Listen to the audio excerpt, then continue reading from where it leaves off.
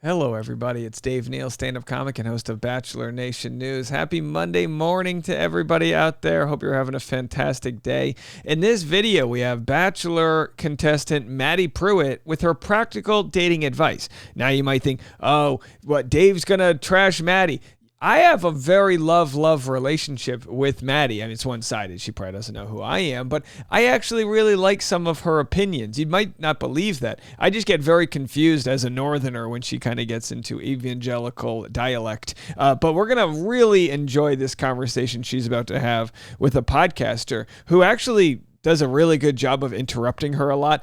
The podcaster almost makes her even more likable because she has a hard time getting a word in. We're going to do this right now. Follow me on Instagram at DNeals, patreon.com/Dave Neal for behind the scenes bonus content. Today on the Patreon, which I'm doing right after this video, I'll be discussing the Tom Sandoval spoilers. I actually spoke with Tom Sandoval on Friday night at my stand-up show and asked him a very specific question about a show that he's got going on, and I got an interesting answer. I'll have those spoilers on Patreon. Please do not share them anywhere else. Bachelor Rush Hour, the afternoon podcast, will be live right after that. All right, so we will be with you guys on today's live stream at 7 p.m. East Coast, and then directly after, again, we have charities. I think second to last episode is the Men Tell All tonight. Could it be? Either way, we're going to get to that. I'll have a preview and all that. And don't forget, we're actually raising some funds for Kings Maui. It's a church that is housing, I think something like 300 plus residents right now after the horrific fire tragedy that happened this past week. And you can get a link to that in my link tree. Just go to linktree.com/Dave Neal. You'll see the relief fund there and also the Dave Neal's community teachers wish list and all the different stand-up shows that I've got going on if you want to donate to any of those. And again, I messed this up on the earlier video. I didn't have the names pulled up on my Google Sheets here. Serena, Tanya, and Miss Latrice are our teachers of the day from Montreal, Victorville, California, and Washington, D.C. So congratulations to them. For all of our Canadian listeners out there, you can go to the Amazon wish link and send our Canadian teacher, Serena, some gifts, and of course, our friends in the U.S. So thank you all so much in advance for those donations. We actually had Sarah post a huge thank you to our community because the gifts are coming in. And if anyone has, if anyone has gotten any donations, please send some photos. It'll encourage more people to donate. Charity begets charity. And we're going to get into today's story. I'm finding the link right now. Right here, this is Madi Prewett being interviewed by the Becoming Something with Jonathan Pokluda, who is the head pastor at her church. So let's hear what they have to say. Well, it's awkward because Kathy asked me to go to lunch, and I don't know if I can eat with her because she claims to be a Christian, but she's not really. Wow. So I'm trying to figure out how do I handle this situation. I think they're being sarcastic, but I'm truly not sure who this Kathy person is and whether or not they're not going to go on a date because she isn't as Christian as she claims to be. We call this a Christian measuring contest, CMC, Christian measuring contest. So what you're going to hear now is Madi kind of getting interrupted a lot, but she finally gets a word in. The outcome that I want. But there's also this massive fear of rejection. Like, Yeah. I think there's dudes, you're so afraid of like, I think hey, that's- in my Let her fantasy talk. right now, you may like me, you may not. But if you Yeah. actually tell me you don't like me, Right. then that just Man, speaks that's right to big. the rejection. Totally. I feel like the dudes have major fear of rejection too. Oh, yeah. Really? Especially. Totally. Especially. Like, Yeah. is it scary for you to be like, hey, I like back in the day, I like you. Oh, Would you go on a man. date with me? I mean, like, terrifying. Really? I don't Not feel for like JP. it. Not I for don't feel like JP. it was, but Not for JP. And by the way, credit where it's due. The evangelical podcasting game is very good. Their audio visual here is in the 9.1 out of 10. It's a very good little incubator of a set. I would ask for maybe better close-up shots, but either way, they do a very good job here. I mean, the only people that are almost as talented as the evangelical Christians, or maybe they are more talented with their audiovisual, are Scientologists. I mean, I'd be joining Scientology yesterday if I could film at this place. You'd see Scientology Dave coming right at you. Look, Tom Cruise had a point, that type of deal. But no, it is, I mean, if you're trying to share your message, regardless of what you're selling, whether it's Christianity or Scientology or whatever, the best way is to have good audio video. I mean, there's not a bad thing there. So and maybe it's because they don't have to pay taxes. I don't know, but either way, very well done here. Should I be a church? If we get the Church of Dave, maybe we'll have a little bit of a better setup. But I feel like for a lot of people, I mean, I'm not even trying to be funny. I don't remember that, but I feel like today it is like generationally, because we've outsourced so many relationships to digital. So to even have just to be able to talk to somebody is challenging for some. And we know that Maddie's actually working with a digital dating app for Christians, not Christian Mingle. I don't know what it's called. I'm not going to look it up, but it's something of the sort. So let's go to what Maddie gives. Maddie gives pretty good advice, and I know, weird, right? No, she's pretty much on the pulse of what's going on in the dating world. She's married now, but she's young, and she's more hip than these guys are with her advice. But we'll have a listen to that. Recently, where are you at on, like, if I'm a female and I like a guy and I want to know if he likes me? If I'm a female and I like a guy, you should say if I'm a female and I like a male, if you're going to use those terms. Don't be like, if I'm a female, you get the point. I think we're going to disagree on this. Yeah, let's go. If I'm a lady and I like a male, see, that sounds weird, but so I don't. Female, male, I think is more of a scientific conversation, but I guess we're being nitpicky. Let's go. We I'm totally ready. disagree on this. Let's go. I'm ready. I am all tradition. I'm like, let the She's guy. old school. Yeah, I'm old school. That's funny because I feel let like the most guy people pursue the think girl. would characterize you as old school. No, I think you're very like, you feel like if you feel something, tell the truth, like bring it to light. I think you're more old school than I am, but I think you're right. Yeah. I mean, I feel like even like in the dating circles, and by that I mean like people who write on dating, I feel classified as old school, and I think you're more old school I'm than probably me. even more, yeah. But She's from Alabama. but could you? I grew up in that school of thought, right? Of, hey, a guy needs to lead, he needs to make the first move, and so what I've said that people have made fun of me for saying is, hey, you're choosing your problems, right? And you could be choosing passivity. By being the instigator, which I believe that, but I also like, hey, you don't have to play games, and you saying, hey, man, like, where are we at with this? Like, what are we doing? Totally. It can be like a helpful. Oh man, there are dudes that are a little bit clueless. Like, I mean, maybe they're brilliant in the classroom, maybe they're brilliant at work. I'm not trying to take a jab at their intellect. Just sometimes socially and emotionally they're clueless, and so they don't even realize that they're leading someone on. And girls, young women do this as well. But it's just like, if somebody's clueless and someone has questions, I don't ever mind somebody asking the questions for clarity. Yeah. No, I think that's different than like pursuing. For me, I'm like, okay, if a guy asks me on, say we're on our second or third date and he still hasn't led with clarity, which at that point I'm probably like, I'm not really that interested. If you're not being clear with me, hey, I want to pursue you, I want to be intentional, I could see this like leading into like a future. Yeah. I think what Maddie's saying there is fair. She's saying, hey, 2 or 3 dates in, like, do you like me or not? Like, where's this going to go? I think that's fine. I also think it's also fair to, like, if you're not, maybe someone isn't as intentional as Maddie. Maybe there's a lady, some might call her a female, who is okay with just randomly pursuing different guys, because don't put so much pressure. Depending on your age, you know, it's like, look, if you're really ready to get married and settle down, maybe you want to put some pressure on people, but also, like, pressure can, you know, it can push a good person away, you know? But they're having different conversations at the same time, which is complicated, because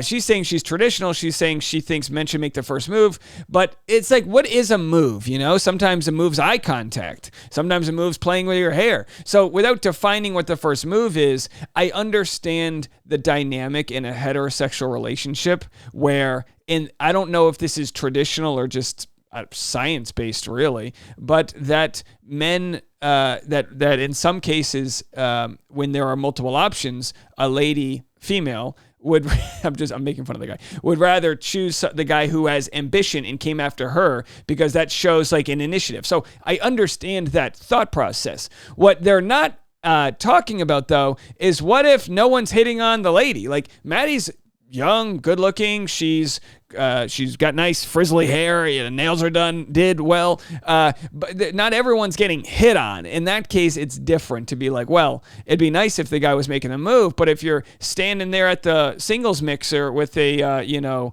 diluted martini because you're okay, whatever, So it's like at that point, maybe be a little more aggressive. I don't know.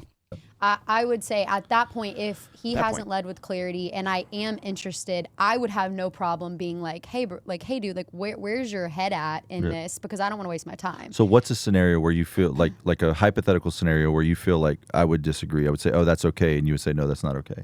I feel like you would disagree. Like, say I have like a big crush on someone. I'm single. Yeah. I'm not married to my amazing husband right now. I'm single. Yeah. And I have a crush on this guy.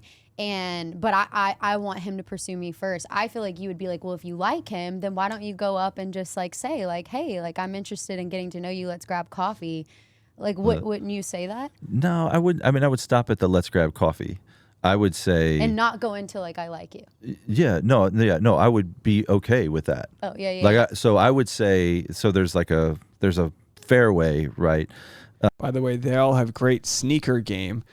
Preachers and Sneakers is a hit Instagram account that shows, preachers and having fantastic, just the swag that can exist when you're preaching the good word of the Lord. I tell you what, there must be a preacher discount code they get or something. I would be careful with the let's grab coffee. You can, like, all things are permissible, but not all things are beneficial, the scripture says, right? 1 Corinthians 6, it's repeated in there. This is where you lose me when they start talking words like this. Like, we're talking about dating, and now we've got scripture. Fairway, right? It comes at you fast. I would be careful with the let's grab coffee. You can, like, all things are permissible, but not all things are beneficial, the scripture says. All things are permissible, but not all things are beneficial. What does that even mean? Like, that could apply to anything. Right. 1 Corinthians 6, it's repeated in there. So I think that's permissible. I think it's totally permissible to say, hi, I'm Susie. I really I'm a female. Admire just the way that you go about yourself and pursue Jesus. I would love to spend time with you. Would you like to go on a date this week? Right? Can you do that in the kingdom of God? For sure. You can do that. Is that best? I wouldn't recommend it because, man, that guy may be, again, you may be creating a passive situation where he never is going to initiate, or at least he has a point. I just don't understand the Bible verse. He has a point by asking the guy. Maybe he would have never asked, and maybe he's like, yeah, I'll hook up with you. I'll whatever. Like, he didn't have the initiative to ask you on a date, but he's like on the receiving end. But I don't know. I don't know if that necessarily is just a male versus female attribute, where a guy might be lazy, so he'll date you and kick the can down the road. But yeah, I don't know how the Bible verse, if anyone wants to give me a theology lesson, I don't know how that applies. I'll say those are the things to watch for. Mm-hmm. Like, I'm not going to say don't do it, it's bad, it's only bad. I'm going to say, hey, this goes in the category of opinion. I think that but you can, show that you're interested, I feel like. Without. But here's the deal. I feel like that makes young women. So that's like the seventh time in these clips he's interrupted her. Play games. They're like, do I bake him cookies? Which I've given that advice. I have. do I like leave a note? He says a female should bake a guy cookies. I as a sugar addict would love that, but I'll take cookies from anybody. When I was an Uber driver, if you left a cookie in the back seat, I was eating it. I was going to roll the dice on those cookies. Okay. So I don't know if that's necessarily an indicator of interest versus who's turning down a good cookie. Do some homemade cookies. Do I leave a note, like check yes or no? Like, what is it that I do? Like, I need you to tell me, what do I do to show him that I'm interested in? And what I'm going on record saying is just tell him. Like, rather than like sending honing pigeons and dropping clues. Are people doing that these days? I mean, I don't know of a single person that's baking cookies to let a guy know that she's interested. But that's awesome. What do they do? Yeah, that's what I'm asking. I think for me it was just like, hey, if we're around each other and we're engaging in intentional conversation and I seem locked in and I am smiling. See, I actually like unintentional conversation. She keeps talking about intentional conversation. I'm more of an irreverent, let's talk about some weird stuff. You know what I mean? That's just me. a male. And I'm laughing like that. Obviously, I feel like is showing you I'm having a good time. Or it's like like they post on their Instagram story, and it's like you got to respond to all Sliding of those. in the That's DMs. helpful. Right. Well, if you want Maddie's advice and not the Bible's, you know, Oh my here gosh. you go. No, I'm teasing. I'm not joking. saying it's right. I just No, am I think that- I think that believe is- in the guy pursuing. I think what you just said is really helpful. Interrupted again. I mean, I think that's a practical thing. Like, hey, if I'm like, all right, what do I do? And you're like, hey, go engage, eye contact, be interested. And I'm just saying, I'm in the camp of, hey, and if you want to go one step further and say, man, I would love to get to know you better, I think it's permissible, but be careful. It is so interesting. I don't know if you were this way, but there are some amazing guys who just like don't think beyond today. All right, so then they go into the conversation of like, I mean, everything doesn't have to be, are we trying to date to get married? But again, I don't have much. This is kind of a barrel scraping video. I just found it interesting to listen to them talk. Let's go back to the 16-minute mark here, or get close to the very end here where he talks about some issues he's had. I'm going to say, hey, this is what's allowed. And then within this fence of what's allowed, there are paths that are more wise than others. Well, where do you feel like you've learned that? Why can we trust you? Like, man, I failed a lot. That's what I would say. But I think just also having a front row seat of tens of thousands of relationships. I mean, so much of experience is learning along the ways.